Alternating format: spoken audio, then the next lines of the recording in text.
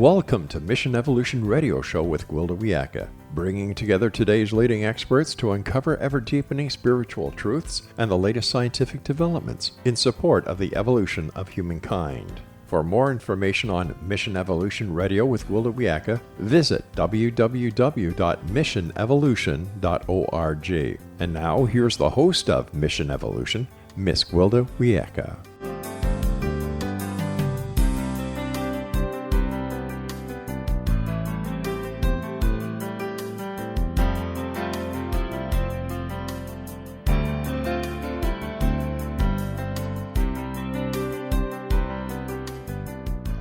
I'm so glad you can join us.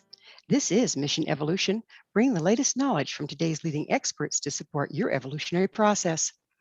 This hour will consider evolving into an ecological, nutritionally sound food system.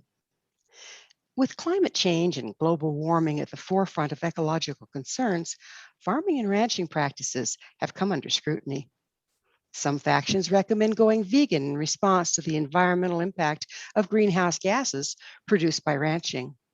Others suggest eating organic to combat the harmful chemical fertilizers and pesticides used in farming. Are we missing something? Is there a third evolutionary alternative that revolutionizes our approach to both ranching and farming? With us this hour to delve into questions is Nicolette Hahn Niman. Nicolette is a rancher, former environmental attorney, and author, writing about sustainable and regenerative meat generation. Her latest book, Defending Beef, the Ecological and Nutritional Case for Meat. Nicolette, thanks for joining us on Mission Evolution. Thank you for having me. I'm happy to be here. I think this is a fascinating topic. You are not only a former environmental attorney, but you're also a former vegetarian. How did you go from there to here, where you're advocating ranching and as being essential to our food systems? Yes, well, I have kind of an unusual background, as you suggested. I grew up in the Midwest in Michigan, and although I was not from a farming family, my parents spent a lot of time on local farms with us. They used to take us out to pick fruit in the community and to go buy vegetables and eggs directly from farms. And I always had an interest I thought maybe one day I'd retire on a farm. I didn't think I would end up doing it, at a younger age. But I majored in biology in college. I went to law school, and then I began working as an attorney. And several years into my law practice, I heard a speech by Robert F. Kennedy Jr., who was talking about using his law degree and his work as a lawyer on behalf of the environment. And that really inspired me. I applied for a job as an environmental attorney at the National Wildlife Federation, and I worked there for a while. And then I had an opportunity to work directly for Bobby Kennedy Jr. in New York, and I took that opportunity.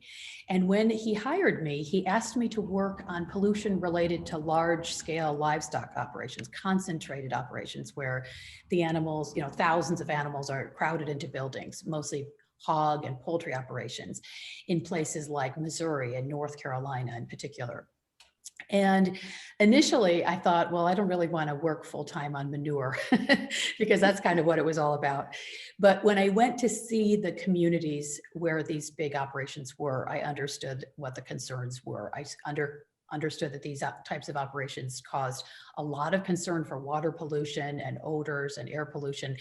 And the people in the communities that were the most upset were all longtime farmers and ranchers themselves. So it wasn't an anti-agriculture movement. It was people that were trying to protect quality of life and the environment and the water and just, protect the rural communities. And that really inspired me to get involved. So for 2 years, I worked as an environmental attorney for Waterkeeper Alliance, focused exclusively on problems related to large-scale livestock production.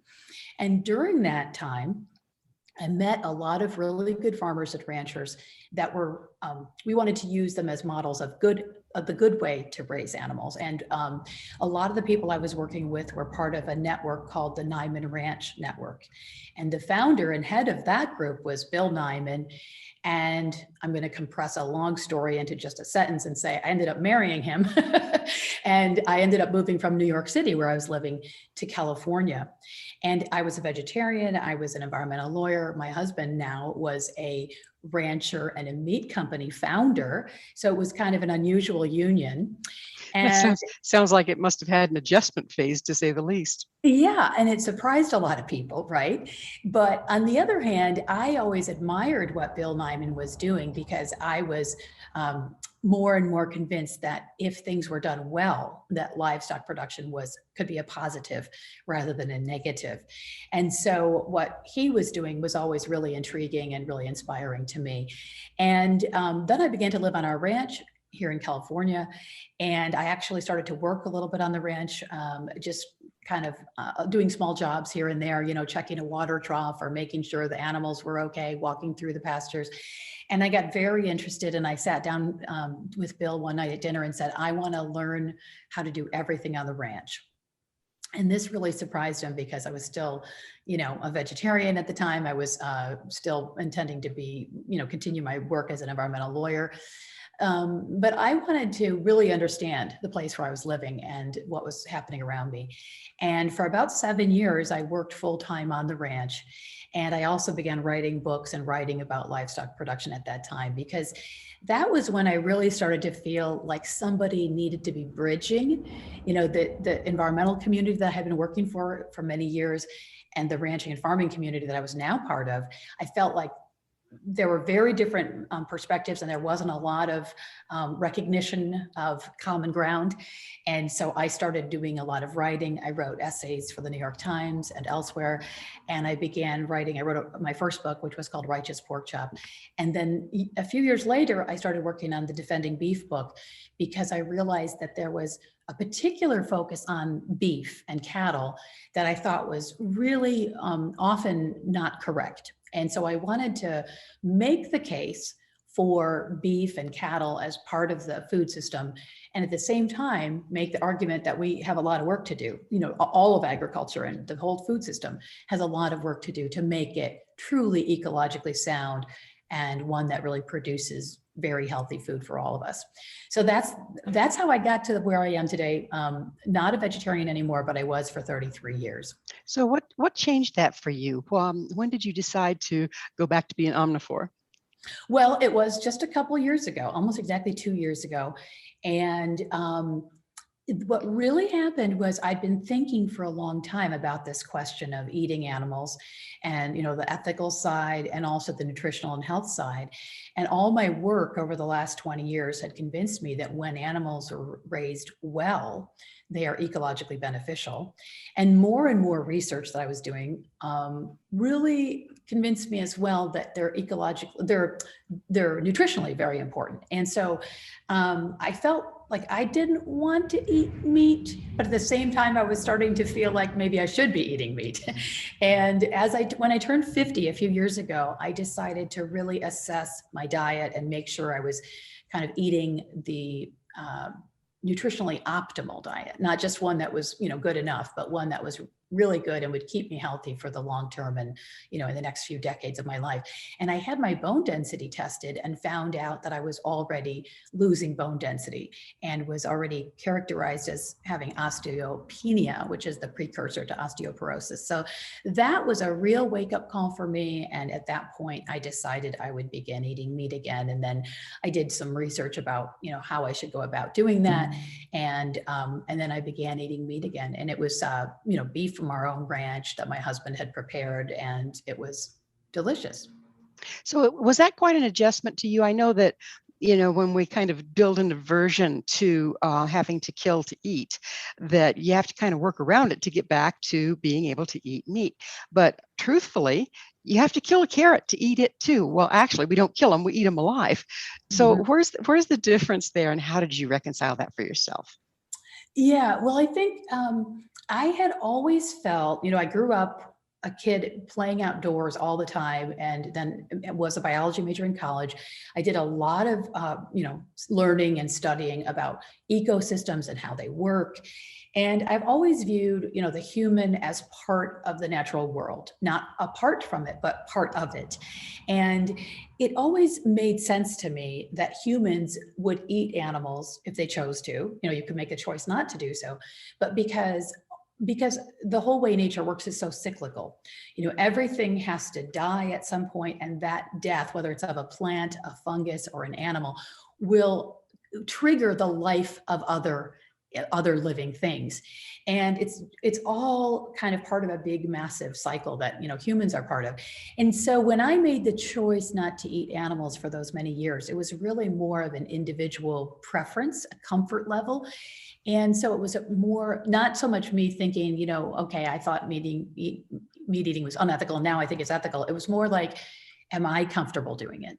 And the more I was around, ranching and farming over these last couple decades, and the more time I spent, being on a ranch, you're outside all day, every day. So I see not just our own animals every day, but I see, ravens and crows and osprey and many hawks. And I was just looking this morning at a beautiful little sparrowhawk on a fence as I was doing some of the chores. And, we have hunting and eating of animals eating other animals around us all the time. And it just became more and more normal and natural to me that I would be part of that cycle. So when I ate the meat for the first time after 33 years, I thought I might feel uncomfortable doing it, but I really didn't in the end, because I just believe it's appropriate, and I don't think everybody has to eat meat, but I think for people who choose to, it's a very, it's a good choice. It's a defensible choice ethically, and I also think nutritionally, it's a really good choice. Did you personally notice quite a change in your health, say the osteoporosis and other things, when you did go back to eating meat? Well, the research, I read 2 books about bone density actually, and I learned a lot. There was a lot that I didn't know about how, bone health and bone regeneration works. But one thing I learned is that it's kind of, there's seasonal fluctuations in your bone density, even throughout your whole life. But the majority of your bone density is built up in your early years. And then essentially as an adult, you're attempting to maintain that and to sort of regenerate it, but you can't do much to add to it, but you want to try not to lose it. And I also learned that it takes about 2 years to really see a difference, an actual difference. That's not just a seasonal fluctuation. So I have not had it retested yet, but I do expect to see improvement because in my research and in my readings, I learned that bone density is very closely connected to not just physical activity, that's a really important point, and diet, that's a really important point, but muscle mass. And muscle mass is really closely connected to how much protein you're consuming and other high quality nutrients. And so I've made a big effort in my diet and in my daily life to make sure I'm building muscle mass.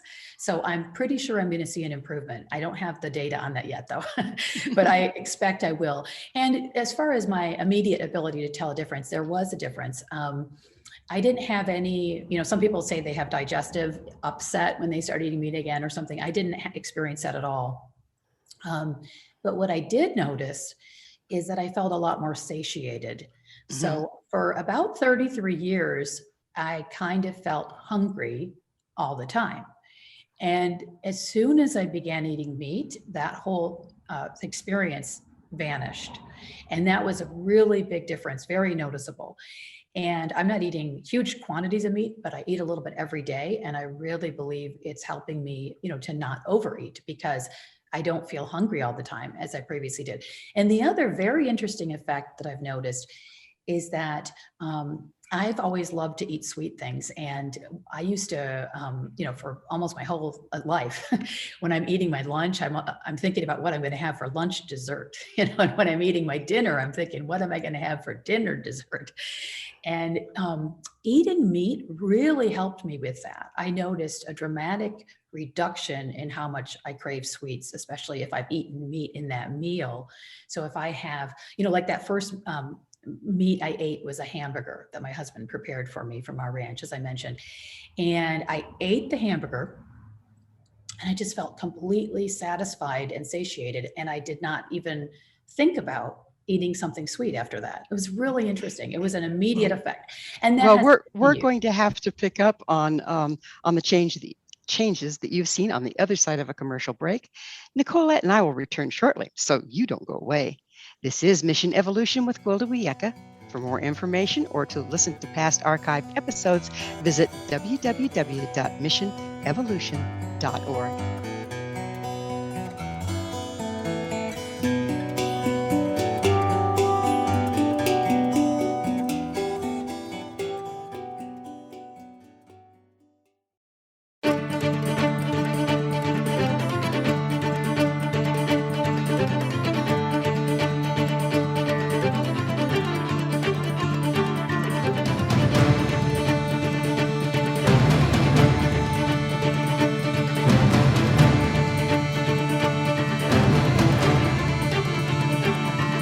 Hello again. This is Mission Evolution, missionevolution.org. We're dedicated to unification and evolution of consciousness. With us this hour discussing cattle, ecology, and nutritional food is Nicolette Hahn Niman. Nicolette, why do you believe that cattle are essential to the world's food system?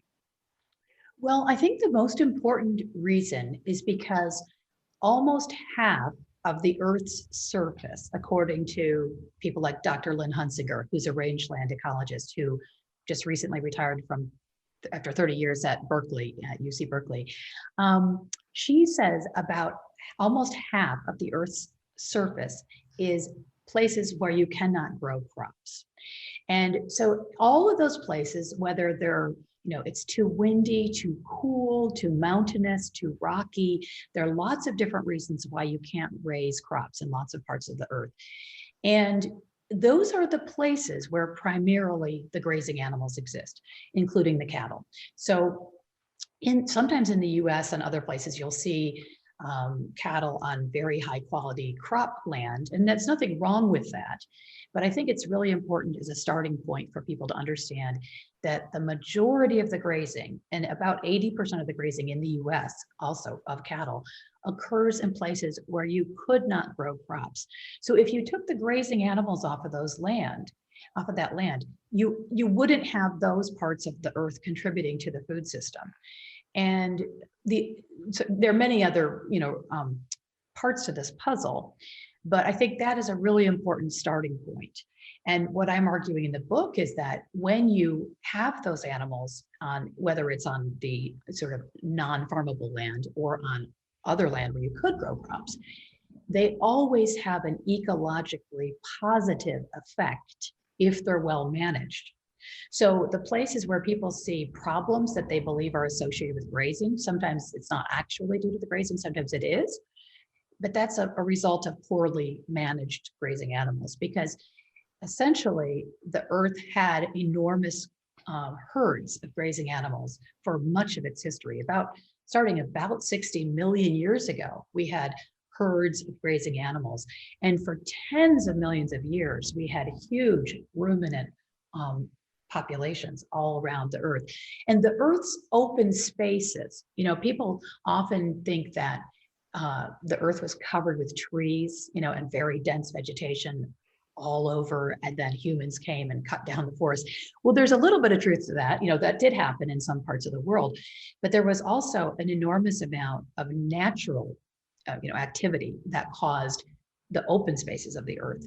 And so you created spaces that were grasslands, and then spaces that were forested, and then things that were in between.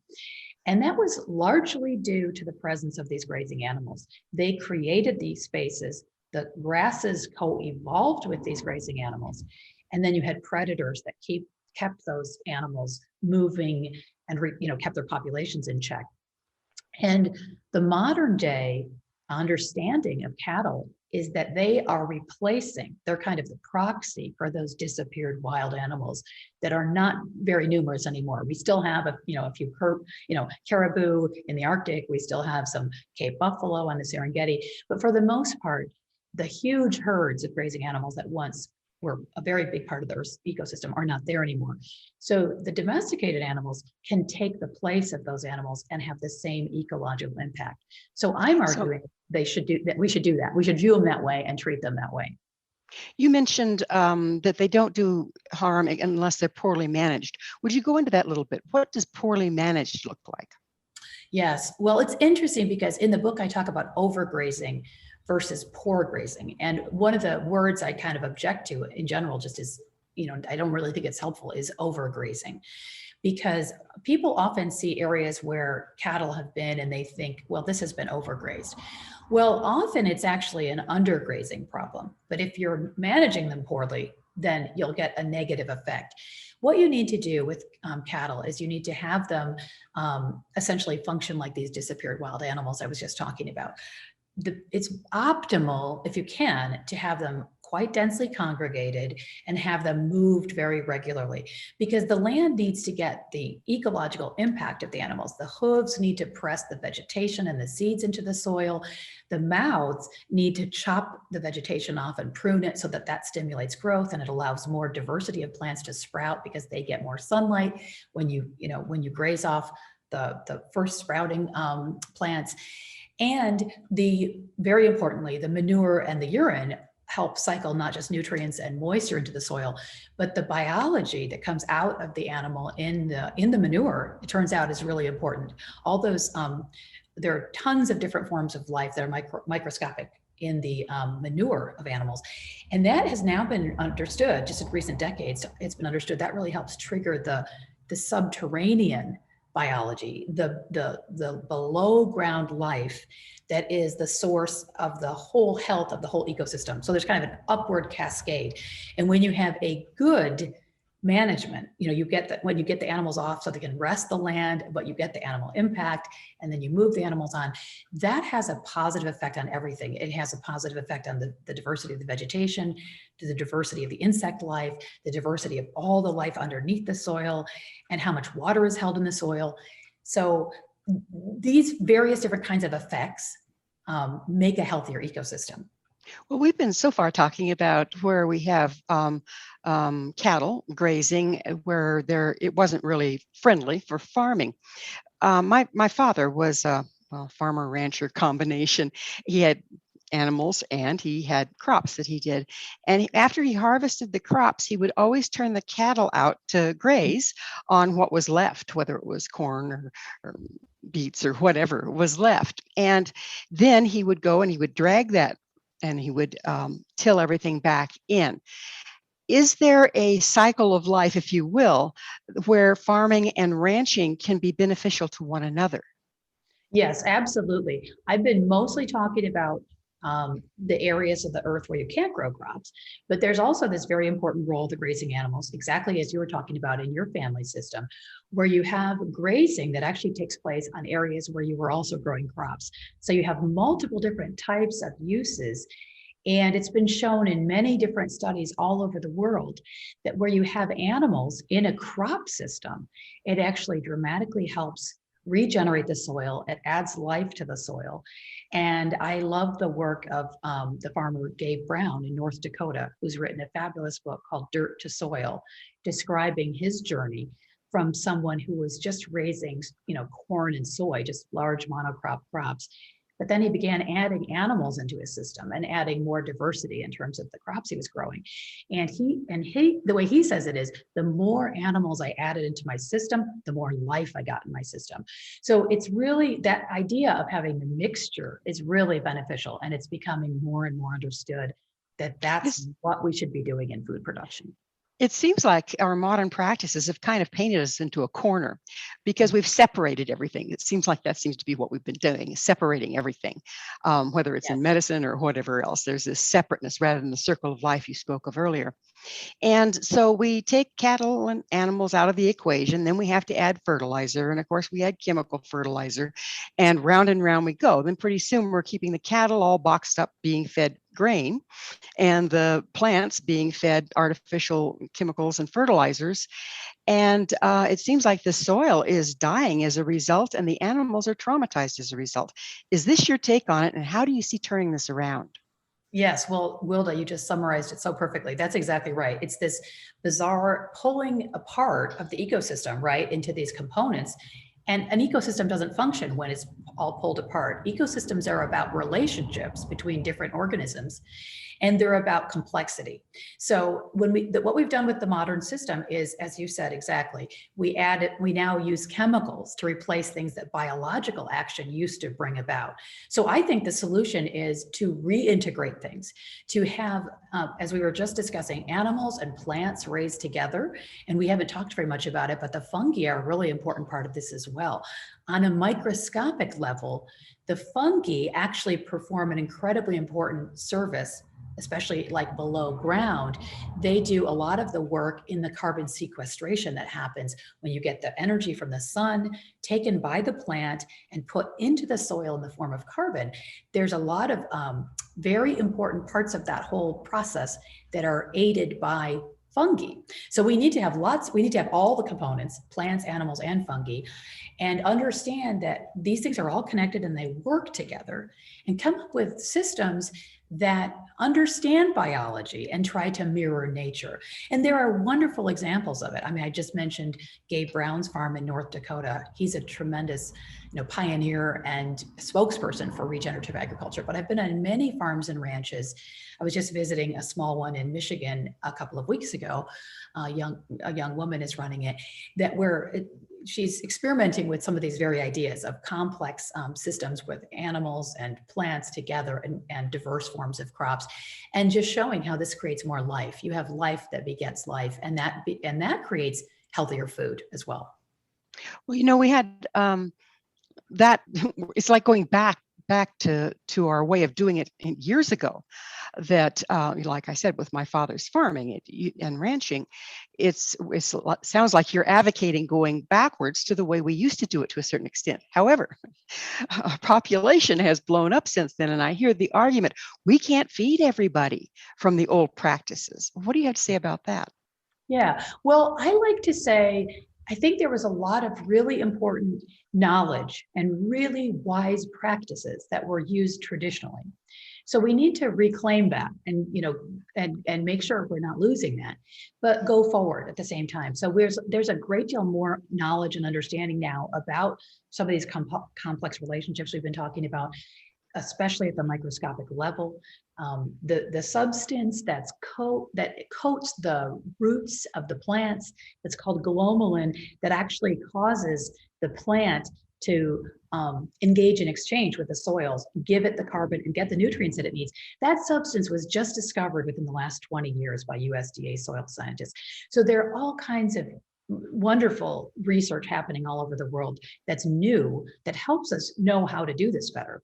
But what we do know is that we don't need to sacrifice production, ability to feed people by doing this.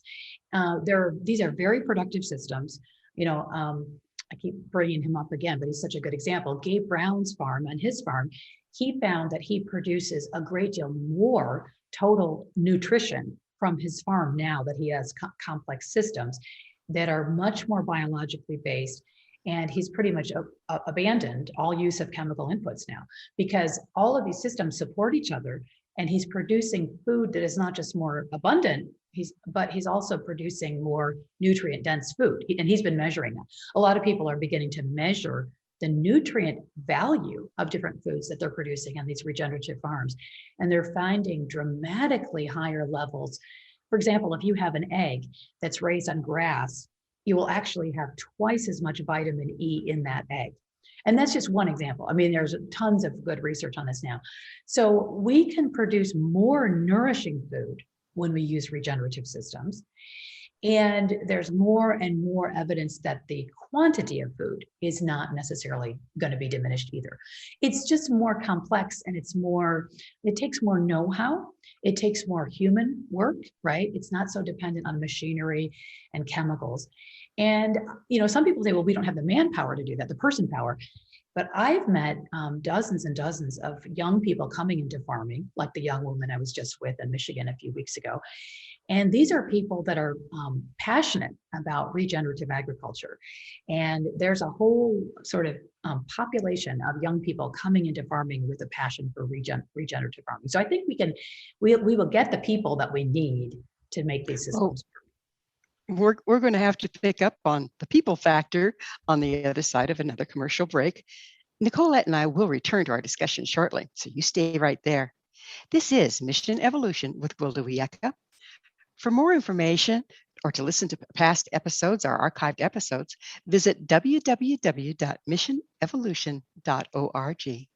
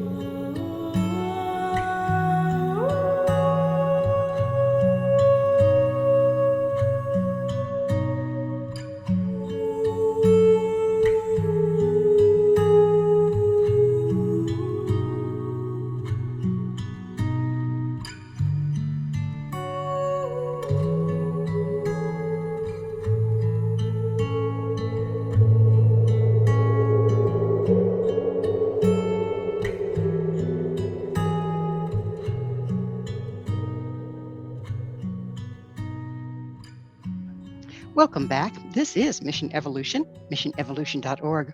Our guest this hour is Nicolette Hahn Niman.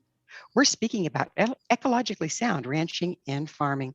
Nicolette, you were talking about the human factor and how the ranching and farming that you're suggesting we move into is going to be more work intensive. However, the one thing that has become glaringly obvious recently is people don't like to work anymore. How are you going to work around that? Well, interestingly, the pandemic has actually got people moving out of cities in, much of the Western world and certainly in the United States. And there's more and more interest and demand for, rural property. And I think it's actually going to have, kind of oddly, I think it might be one of the upsides of the pandemic, is that we're going to see more people wanting to be on the land and living in rural areas. There was already a little bit of a swing in that direction. As I was just talking about, I've met young people all over the country. And actually, my husband, Bill, and I gave the keynote speech at the Young Farmers Conference at Stone Barns in New York a few years ago. And there were hundreds of young people attending, none of whom that we spoke with had grown up on a farm. This was a whole new generation of people. Almost all of them had gone to college and started some other career, but they became really passionate about regenerative food production, sustainable, ecologically beneficial food production. And they were looking for opportunities all over the country to do internships on farms and to start their own farms and to rent land to farm, and in all different kind of ways they were trying to get into it. So I think we're going to see, I think there's a lot that we as consumers can do and that the government can do to help make this happen. But I think we should be assisting this new generation of farmers that want to start on the land. And I think that they're there. They need support, but they're going to be there. It sounds like what you're talking about is breaking the land up into smaller portions and having it hand farmed. How is that going to work out? Or is that going to increase the local farming so there's less shipping? How do you see that benefiting? Because chopping things into smaller pieces might be problematic. Yeah, well, it doesn't necessarily need, I think from a farming perspective, we should have more diversity. We shouldn't have large areas. If you drive through Kansas or Iowa or anywhere in the upper Midwest, you see vast areas of, soy or, corn or whatever. Pretty much usually soy or corn. And I don't think that's ecologically a good thing. But as far as, I'm not advocating, the government goes in and breaks up the land ownership or anything like that. But I do know a lot of people in agriculture that are in their 60s or 70s that are looking for ways, they're trying to figure out what's going to happen to their land when they, when they cross over, or they don't want to farm anymore, they're not able to farm anymore. And I think it would be a beneficial thing for all of us if the young people who are trying to get into farming are able to get a hold of some of that land through whatever kinds of loans we might be able to make available, or programs that help them in internships. And there are some of these happening, so I'm glad to see that there are young farmer programs both on state and national level. But I think from an ecology standpoint, again, what we want is complexity and diversity. So if the large monocrop farms end up being split into smaller land holdings, I think that's a beneficial thing. So I'm certainly not advocating that we force that to happen, but I think enabling it to happen when people want to sell their land is a good thing. So that brings up another topic. These huge fields full of corn and soy are usually to feed the animals. Where do you stand on grain-fed versus grass-fed cattle, and how are we going to manage that one? Yes. Well, I think what I say in my book, Defending Beef, is that I understand the value of grain feeding and feeding, soy and grain to cattle and other animals, especially for the grazing animals, because you have seasonal fluctuations, obviously, based on what's happening on the land.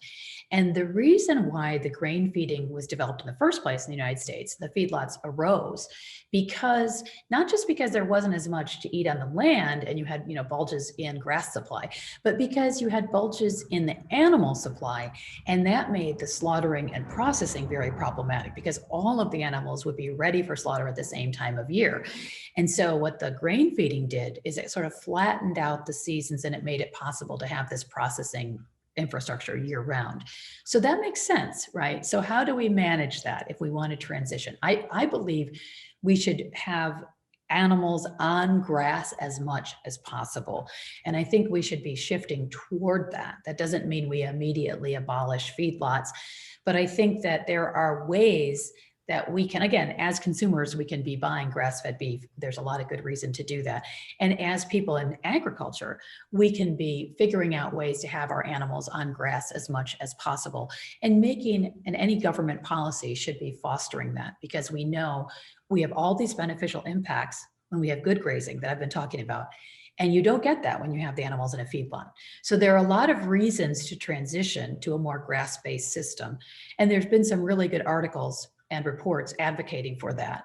People that are like me, advocates of livestock and the value of livestock in the food system, but really believe that we should have more and more grazing of the animals versus, feeding them in confinement. I think it's the right thing to do.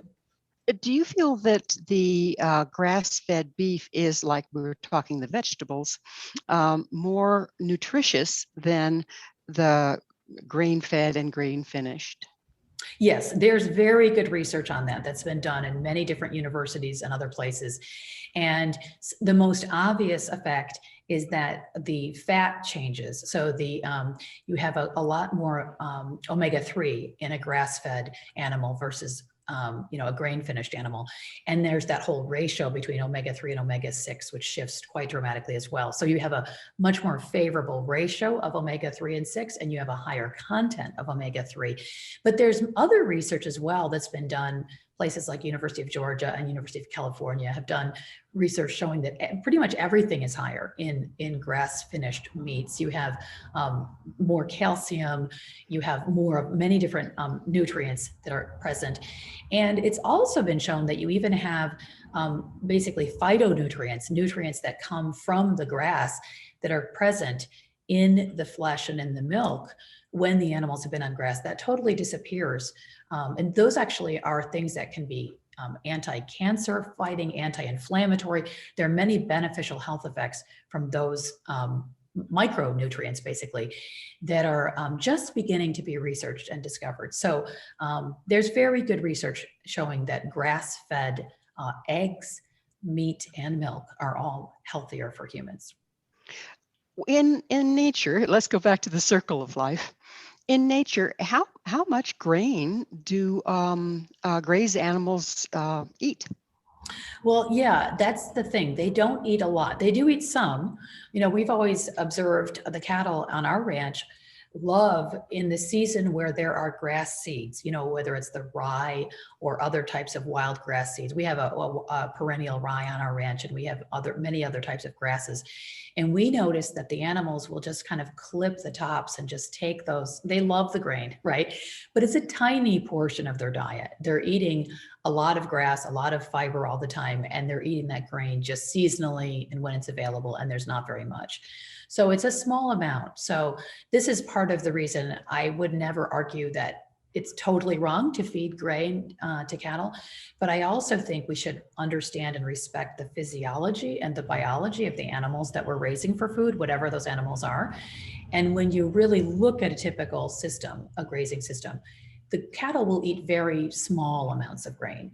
And the problems for their own health, as well as the sort of ecological questions we've been talking about, only start when they're feeding large amounts. They're eating large amounts of that and not grazing. When an animal is grazing, it's walking, it's getting exercise, it's consuming a lot of fiber, it's foraging basically. When it's in a feedlot, it doesn't move very much at all. And it's just eating a very high, very concentrated ration. And so it's a totally different things for the physiology of the animal. And what our experience has been is that the animals are very healthy. They're vibrant and full of life. And you have very few health problems when you have them, on a good grazing situation. So I think that's really the system we need to all be moving towards. What about the environmental impact of greenhouse gases and methane emitted from cattle? Yeah, that's a big question that a lot of people have.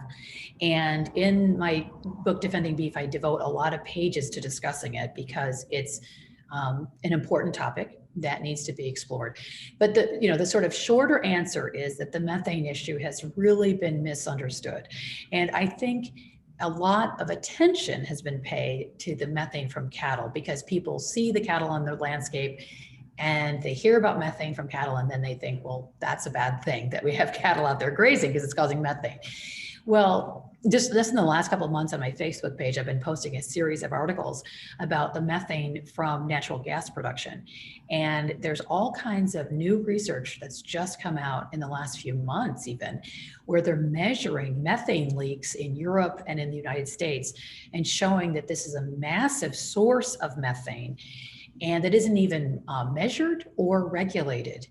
And those don't do anybody any good, right? They don't even generate energy. They're just basically a waste product, an uncontrolled leak from fossil fuel production. So I'm not, against fossil fuel production entirely. I think we need to try to get away from fossil fuel dependence. But when you look at that, that's a huge methane source and nothing's being done. The methane from cattle, on the other hand, is a natural source of methane. We've always had ruminant animals. We had more ruminant animals in prehistoric times than we do today, when you include all the domesticated animals. And so we really have this historic load of methane that's from the grazing animals. And unlike carbon dioxide, which when it's emitted, it goes into the atmosphere and it stays there. So it's called a stock gas because it just builds up more and more. Methane actually breaks down really quickly.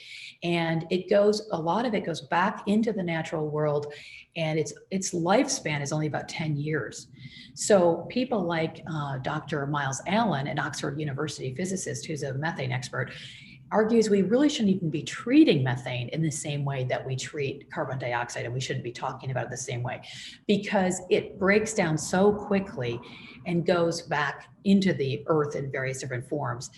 And so I just kind of think of the methane thing as a red herring. It isn't that we shouldn't be concerned about the methane from cattle, but it's a far less severe problem than people believe. And there are good solutions. Better grazing reduces methane.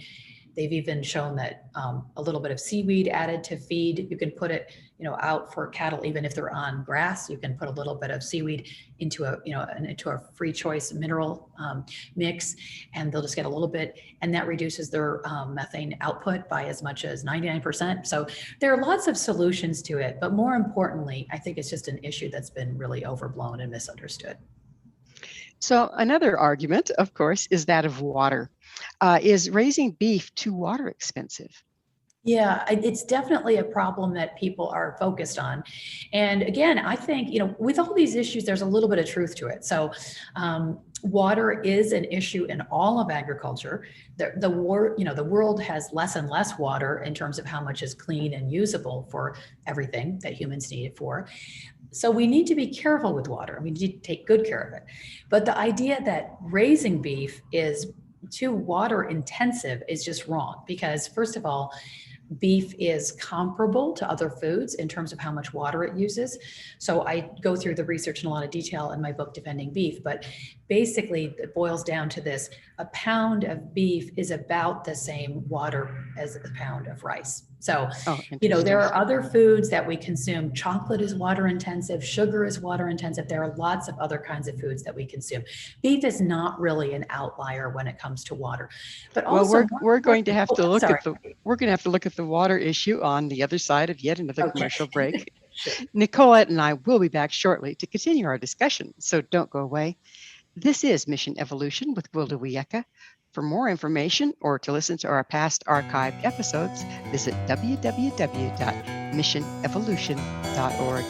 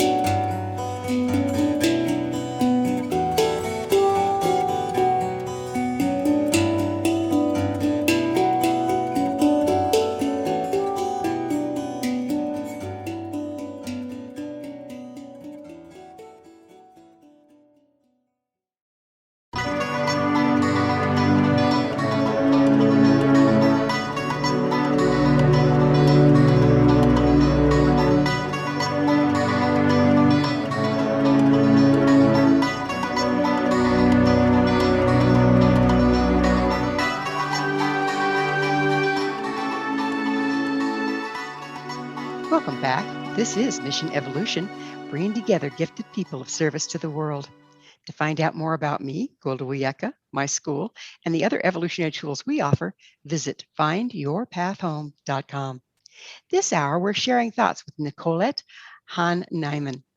Nicolette, you mentioned your Facebook page, and people can find out more about you there. How do people find your Facebook page or whatever social media you're on?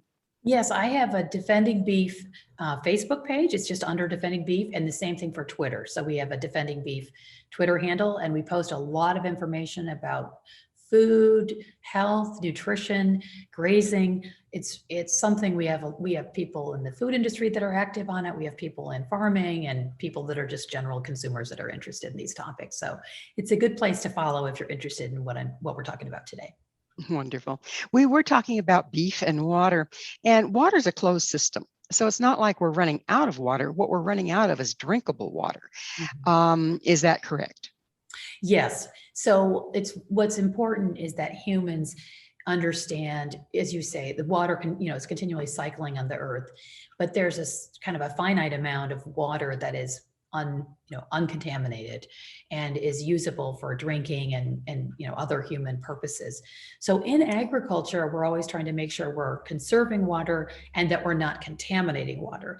And a moment ago, we were talking about the quantity of water, and I was saying that there's not it's not an unusually water intensive crop to produce cattle and to produce beef.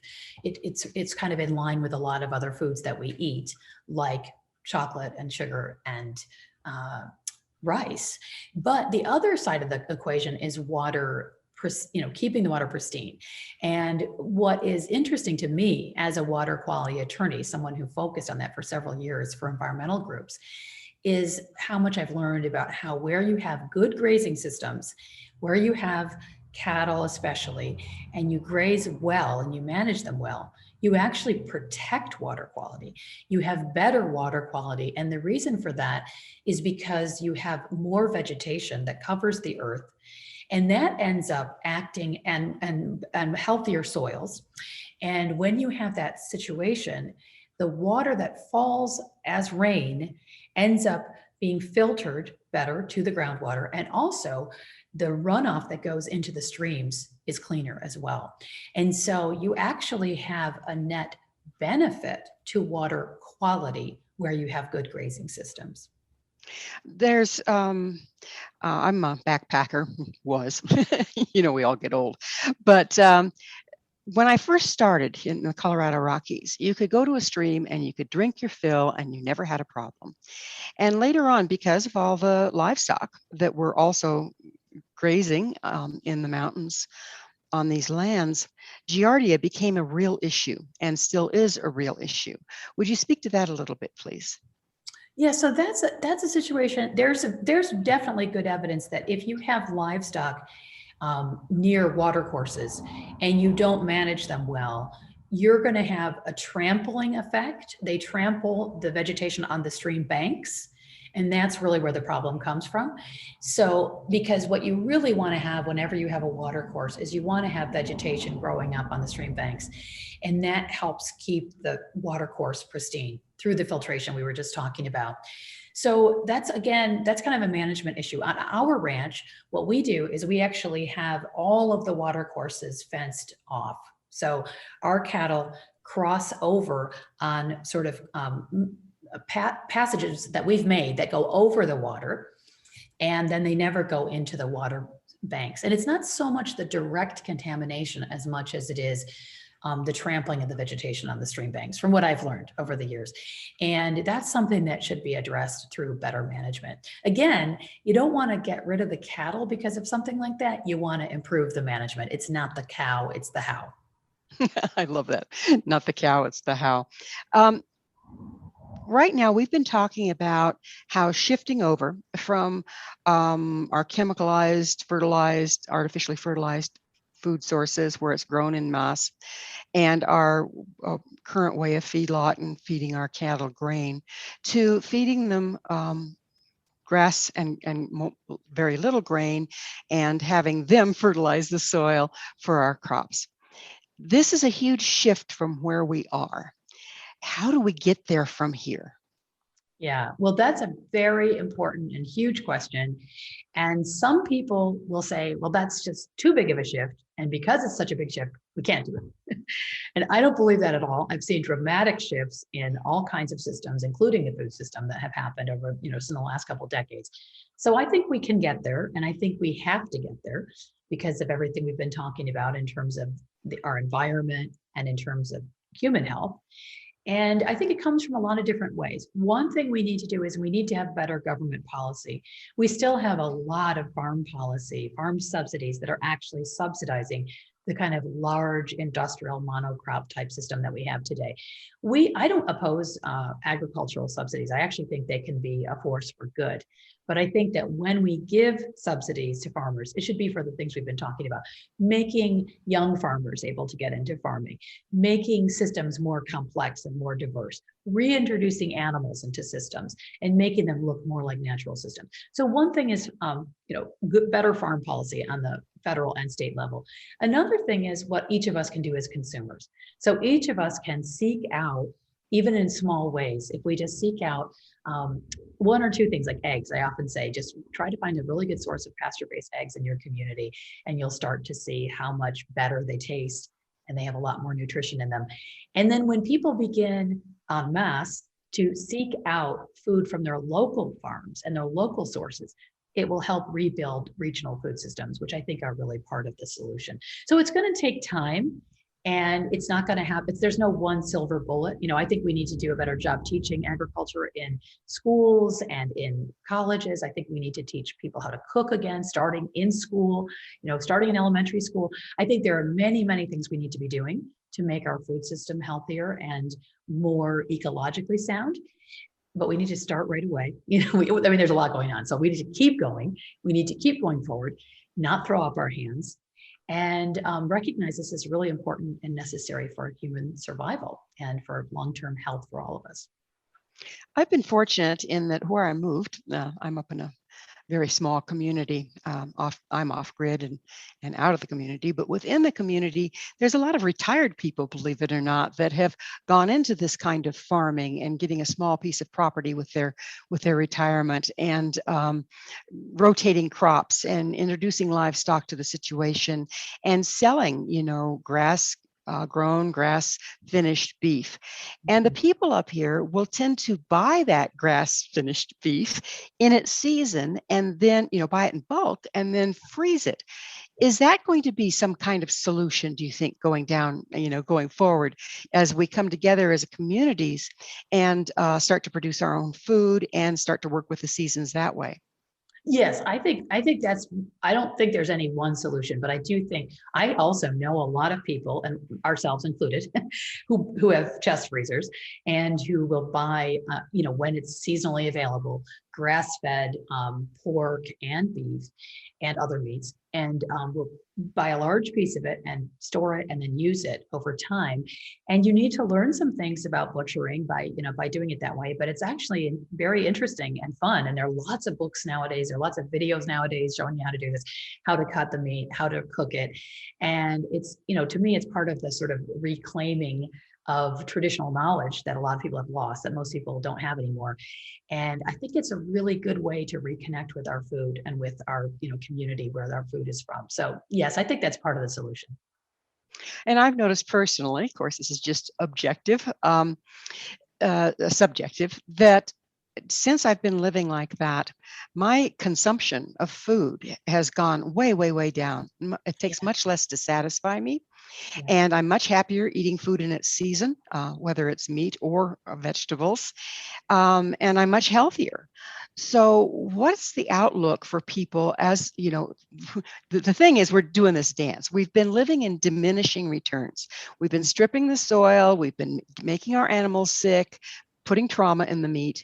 And now we've kind of hit up against a wall in that, and we're unhealthy as a result. How do you think we can turn this around in time? And if we can, what can the individual do to help that process? Yes, I think what you just described, Gwilda, is so correct, that the industrialized system, the industrial way of producing food, produces all kinds of downstream effects, both to the environment and to human health. And we're beginning to kind of see that very clearly now in the large scale, diet related diseases in our human population. And there's more and more attention being paid to the, as you said, the trauma to the animals. There are so many problems to that industrialized way of producing food. And more people are recognizing that you can eat more seasonally, as you said, eat more locally, eat animals that are raised on grass. And I as well have experienced, not just personally, but also many people I've spoken to that have told me that they're much healthier, they're much happier now that they're eating they're not eating as much industrial food. They're not eating ultra processed food. They're getting as much as they can from their local community. They're cooking more. They might even be having their own garden. I think it's a really positive thing that's happening. And again, I think the pandemic has pushed it forward a little bit. And I think that's a really good thing. So it's not going to change overnight, but I think it is definitely the direction. And the good news is that I meet people every day that are in their 20s or 30s that are super interested in this and believe this is the way forward. So they kind of look at, people in their, retirement years as having gone down that pathway, and they say, I don't want to do that. I want to eat a different way. I want to live a different way. It's not everybody, obviously, but there is a large body of people in their 20s and 30s that are recognizing they want to be part of a whole different way of eating and farming.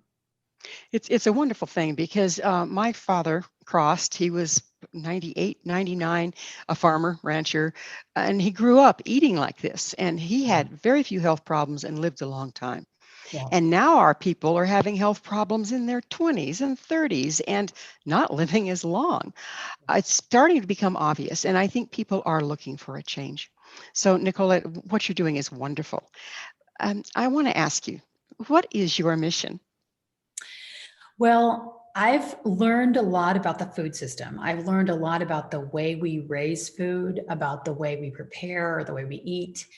And the more time I've spent on this, the more I think these big picture, ideas they're all connected. We can't just focus on, I started out just working on the environmental impacts from concentrated livestock, and that was kind of my entry point. But now I'm much more interested in the kinds of things we've been talking about today, how all these things are connected, how we're treating the animals and the plants, and how we're raising things in terms of food, and what that means for our earth over the long term, and our soils, and what it means for our own bodies, and just cooking and preparing food and eating meals together as a really important part of human culture. So I'm interested in helping to rebuild a food system that is based on respect for the earth, respect for animals, respect for our own bodies, respect for our neighbors, and connections, and making nature more our guiding principle, and thinking of ourselves as part of nature, learning from nature's models, and trying to emulate that, rather than saying, well, we're humans, we don't need to pay any, that was a long time ago that we had to care about nature. I think we really need to turn back to it and reclaim it. Nicolette, time flies, and unfortunately we are out of it. I've so enjoyed our time together. Thank you for coming on the show. Thank you. It's my pleasure. Our guest this hour has been Nicolette Hahn Niman, a rancher, former environmental attorney, and author of Defending Beef, the Ecological and Nutritional Case for Meat. This has been Mission Evolution with Gwilda Wiyaka. For more information or to listen to past archived episodes, visit www.missionevolution.org. Join us next time as this mission continues, bringing information, resources, and support to an evolving world.